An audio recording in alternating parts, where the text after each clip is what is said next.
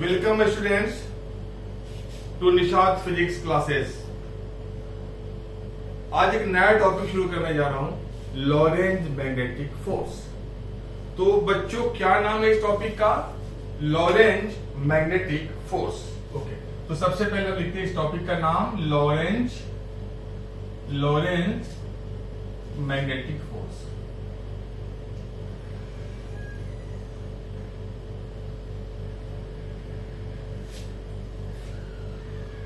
तो सबसे पहले मेरे एक सवाल का जवाब बताइए।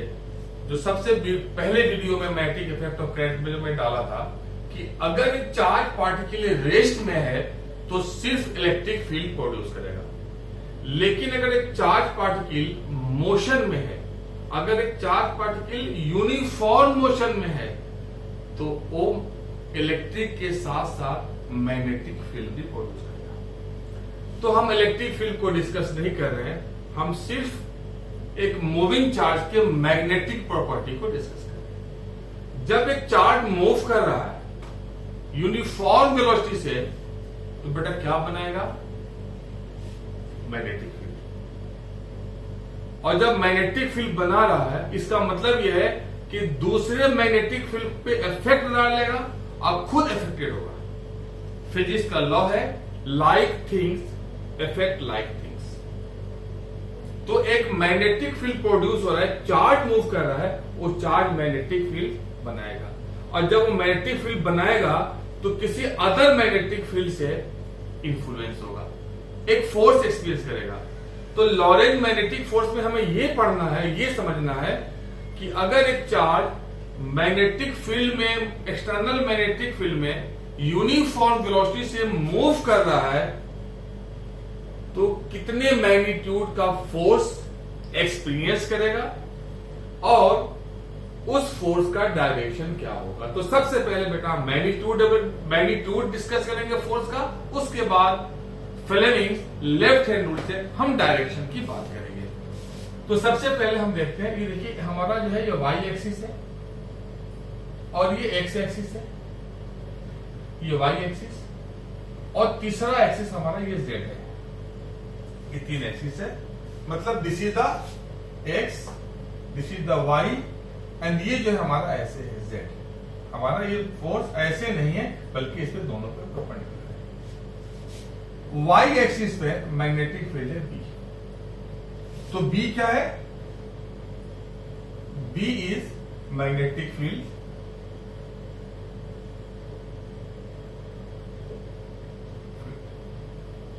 अब क्या है? यहां पे एक चार्ज है जो ऐसे मूव कर रहा है वेलोसिटी v से,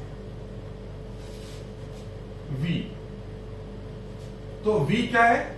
here v is velocity of charge particle, velocity of charge particle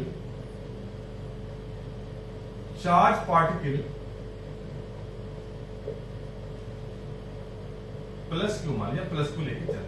तो यहां पे plus Q charge particle velocity v से जा रहा है और मैग्नेटिक फील्ड से कितना एंगल बना रहा है? थीटा। अब थीटा क्या है? Theta is magnetic field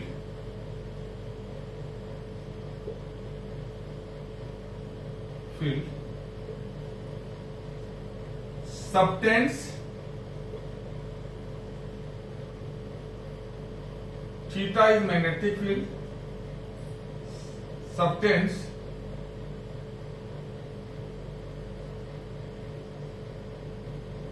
angle with velocity vector.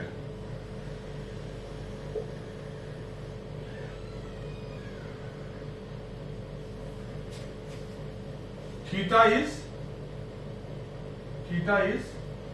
Magnetic field subtends angle with velocity vector.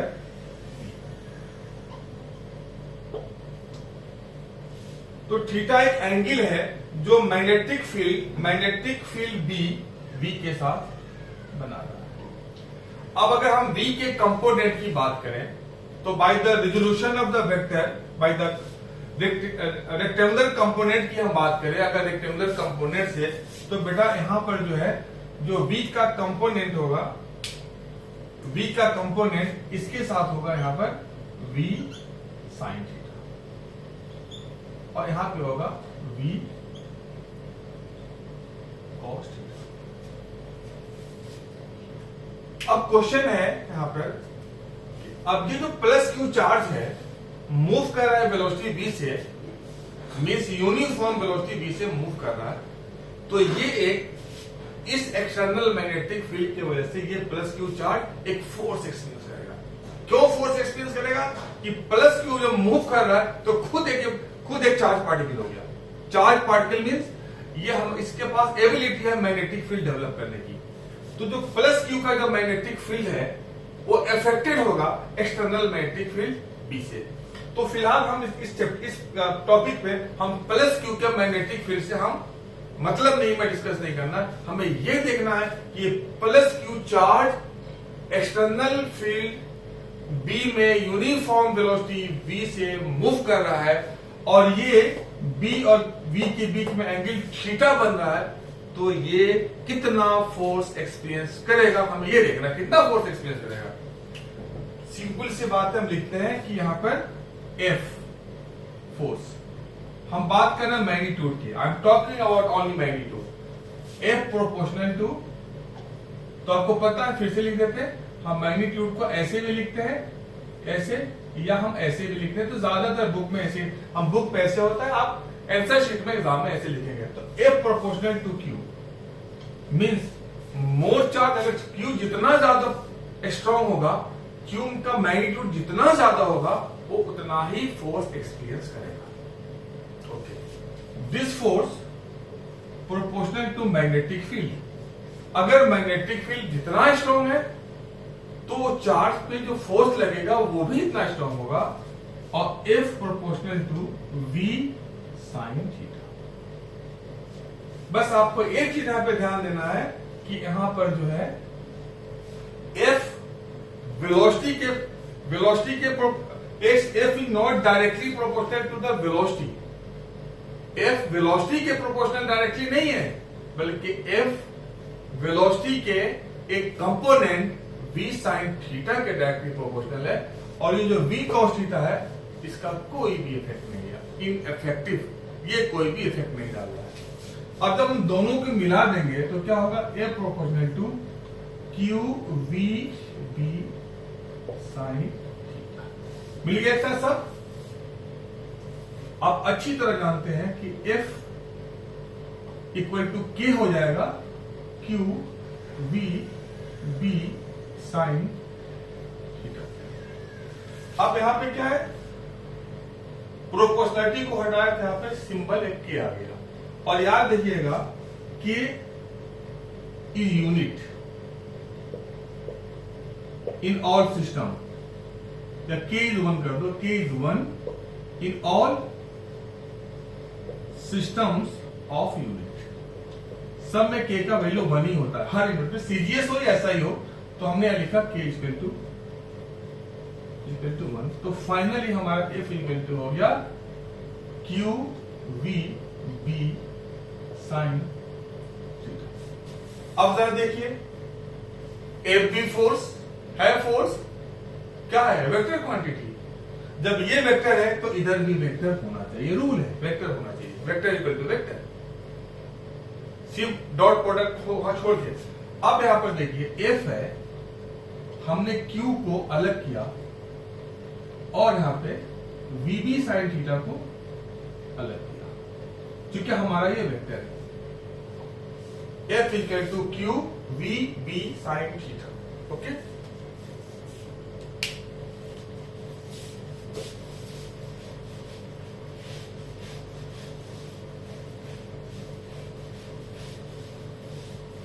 F equal to Q V B sin theta. अब देखिए, थोड़ा सा देखिए, अगर हम याद कीजिए, अगर ये A वेक्टर है और ये B वेक्टर है, और ये हमारा A क्रॉस B होता है, A क्रॉस B दोनों वेक्टर है, और एंगल कितना है यहाँ पे? थीटा। ये हमारा ऐसे नहीं, ऐसे होता है, ऐसे हमारा A क्रॉस B। तो जब B भी वेक्टर है, B भी वेक्टर है, तो हम कह सकते हैं कि F vector is equal to Q and V cross B in the vector form.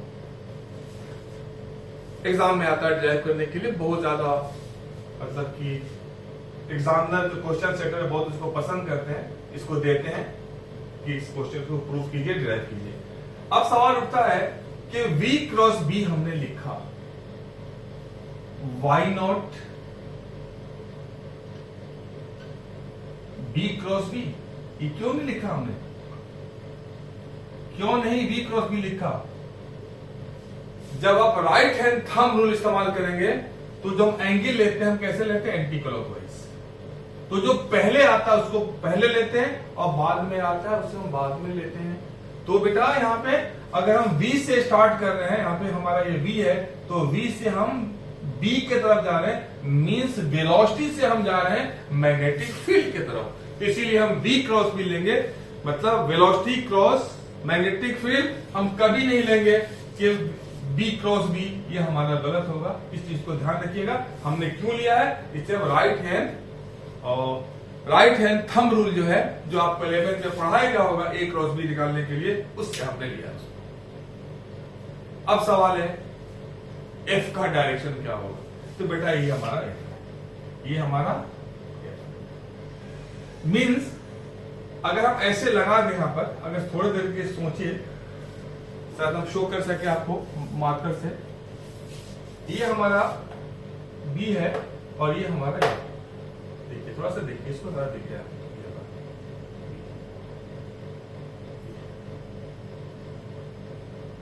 और ये जो है देखिए, ये जो ग्रीन ब्लैक पेन V है, ब्लू पेन मैग्नेटिक फील्ड है, और जो ग्रीन पेन है ये हमारा है फोर्स। तो ये जो फोर्स है गौर से देखें तो ये फोर्स वेलोसिटी के पे भी परपेंडिकुलर है और मैग्नेटिक फील्ड पे भी परपेंडिकुलर है। तो यहाँ पे हम ये कह सकते हैं कि फोर्स इज परपेंडिकुलर। जैसे यहाँ पर A क्रॉस B, A और B दोनों पे परपेंडिकुलर है, उसी तरह से force is perpendicular on both velocity vector and magnetic field. तो F किस पे? F is perpendicular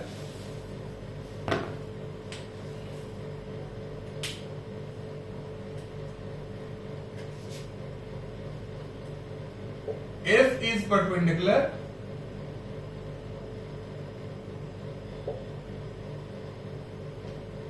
on both B and B दोनों पे परपेंडिकुलर होगा, इसलिए कि A क्रॉस B हमेशा जो इंडिविजुअल वेक्टर्स होते हैं उसपे परपेंडिकुलर होते हैं। ये देखा। अब हम देखते हैं कुछ स्पेशल केसेस को लेके चलते हैं।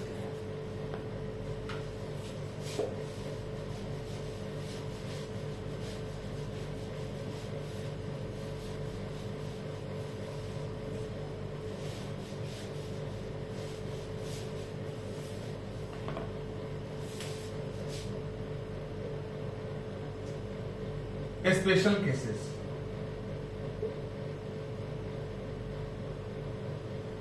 अब देखिए यहां पे थीटा इक्वल टू हम 90 डिग्री लिख रहे हैं, 90 डिग्री।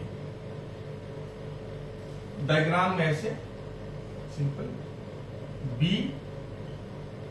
और वेलोसिटी हमारा यहां पे हो गया सीधा एक्सिस पे, हम लिखेंगे 90 degree and this is the force F। शायद आपको दिख रहा होगा।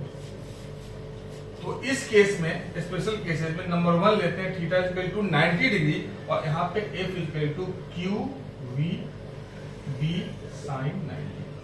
अब साइन 90 क्या होता है? Q constant, V constant, B constant, तीनों कांस्टेंट है, लेकिन हम क्या देख रहे हैं? फील्ड का वैल्यू जो है साइन थीटा पे डिपेंड करता है। अगर Q कांस्टेंट है, V कांस्टेंट है, B कांस्टेंट है, तो हमारा जो वैल्यू है मैग्नेटिक फील्ड का वो किस पे डिपेंड कर रहा है? साइन थीटा पर। और साइन 90 का क्या होता है? Value +1। This is the maximum value of sine theta. तो F इक्वल टू कितना हो जाएगा? QV मींस ये है कि F is maximum. F maximum कब होगा? जब हमारा साइन थीटा 1 होगा। और साइन थीटा 1 कब होगा? जब थीटा 90 डिग्री होगा। और थीटा 90 डिग्री क्या है? ये एंगल है V और B के बीच में। अब देखते हैं 0 degree.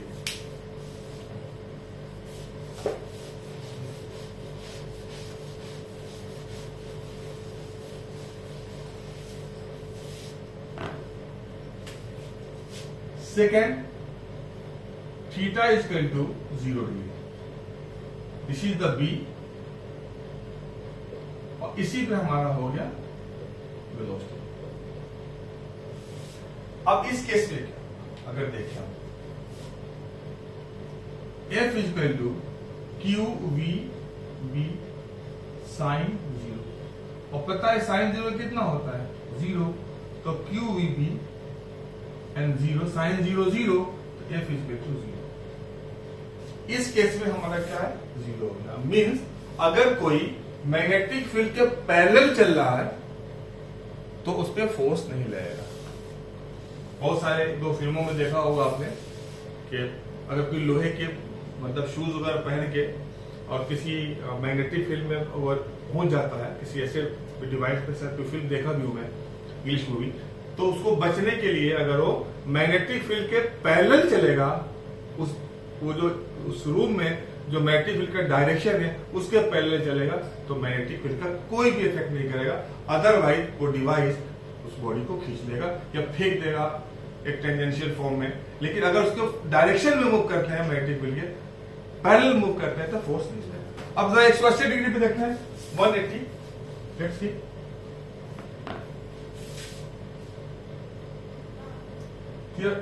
Theta is equal to 180 degree. अब क्या होगा, F is equal to Q V B and sine 180, तो F is equal to Q V B and sine 180 0, F is equal to 0। Means अगर ये मैग्नेटिक फील्ड है B और कोई body anti parallel चल रही है तब भी फोर्स 0 होगा। मीन्स ये कभी मत कहिएगा कि मैग्नेटिक फील्ड के डायरेक्शन में फील्ड 0 फोर्स 0 होता है। मैग्नेटिक फील्ड के लाइन पैरेलल और एंटी पैरेलल, फिर साफ साफ कह रहा हूं, on the axis of magnetic field पे है या उसके पैरेलल एक्सिस पे है, आइदर पैरेलल हो और एंटी पैरेलल हो, दोनों केस में फील्ड हमारा 0 होता है। अब एग्जाम में एक क्वेश्चन आता है, बहुत एक अच्छा सा 2 नंबर का 1 नंबर का सवाल आता है कि a body is moving with a uniform velocity in a magnetic field but doesn't experience any force, what is reason? तो फौरन आपके माइंड स्ट्राइक करना चाहिए, मैथमेटिकली कैसे करेंगे? एफ क्यू एक चार्ज पार्टिकल है, अगर आपके एग्जामिनेशन में आता है तो कैसे हम लॉजिकली और मैथमेटिकली हम कैसे अप्रोच करते हैं क्वेश्चन को? कभी भी क्वेश्चन को ट्राई कीजिए कि जब फॉर्मूला इसका कोई भी किसी क्वेश्चन का मैथमेटिकल फॉर्मूला है तो उस फॉर्मूला को फॉलो कीजिए। अब ये कह रहा है कि Q V B sine theta, question ये कह रहा है कि एक चार्ज पार्टिकल, मतलब बॉडी है, चार्ज पार्टिकल है, यस है, एक मैग्नेटिक फील्ड में, मतलब यस ए भी है, यूनिफॉर्म वेलोसिटी से मूव कर रहा है, ए भी है, फिर भी फोर्स 0 है। क्वेश्चन मार्क, क्यों ऐसा क्यों होता है? तो आप मतलब ये हुआ कि इस फॉर्मूला में क्यू भी है, वी भी है, बी भी है, तीनों हैं,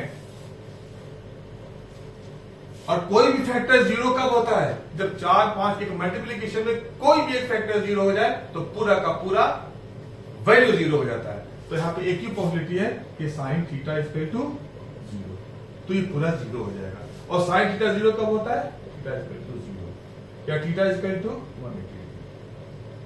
तो आपका आंसर क्या होगा? No doubt charge is moving with uniform velocity in a magnetic field, लेकिन या तो मैग्नेटिक फील्ड के पैरेलल है और एंटी। Got it? अब बात होती है डायरेक्शन की, कैसे निकालेंगे डायरेक्शन?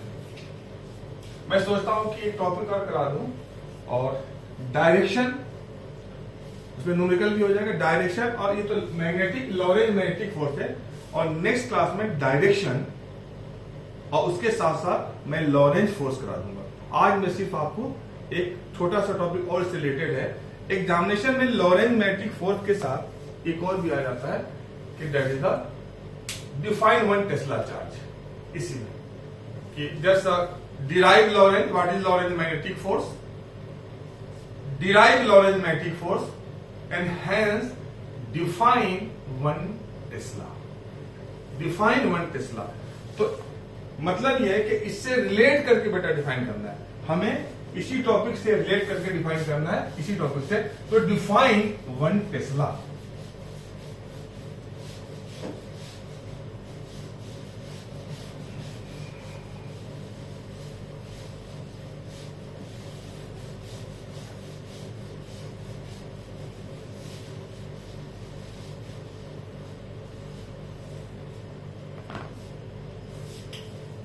Define 1 Tesla. 1 टेस्ला। अब इसे डिफाइन करना है। तो फर्स्ट लिखा हमने फॉर्मूला यहां पे, F equal to Q V B sine theta. B equal to F Q V sine. अब हमें B को 1 करना है, तो B को 1 करने के लिए हम फोर्स को कर दिया हमने 1 न्यूटन, चार्ज को किया 1 कूलम, वेलोसिटी को किया 1 मीटर पर सेकेंड, और इसको किया साइन 90। तो हमारा B कितना हो जाएगा? 1 टेस्ला। तो मैथमेटिकली आपने तो कर लिया कि F को 1 न्यूटन किया, Q को 1 कूलम किया, वेलोसिटी को 1 मीटर पर सेकेंड किया, और साइन थीटा को साइन 90 किया। B इक्वल टू 1 टेस्ला आ गया। लेकिन आपका एग्जामिनर इतने से सेटिस्फाई नहीं होता है, उसको लैंग्वेज नहीं चाहिए लिखने के लिए। तो आप क्या कहेंगे, कैसे कहेंगे उसको लैंग्वेज में? ऐसे कहेंगे लैंग्वेज में, if a charge of 1 coulomb moves in uniform magnetic field. अब मैग्नेटिक फील्ड का वैल्यू आपको नहीं डालना है। 1 coulomb moves in uniform magnetic field with a velocity of 1 metre per second and makes an angle of 90 degree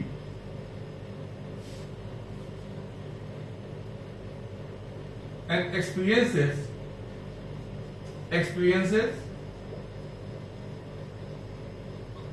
a force of 1 Newton, then magnetic field is 1 tesla.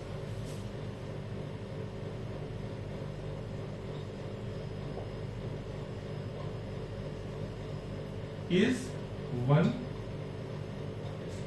तो यहां पे क्या है लैंग्वेज में, if a charge of 1 coulomb, 1 coulomb का charge moves in uniform magnetic field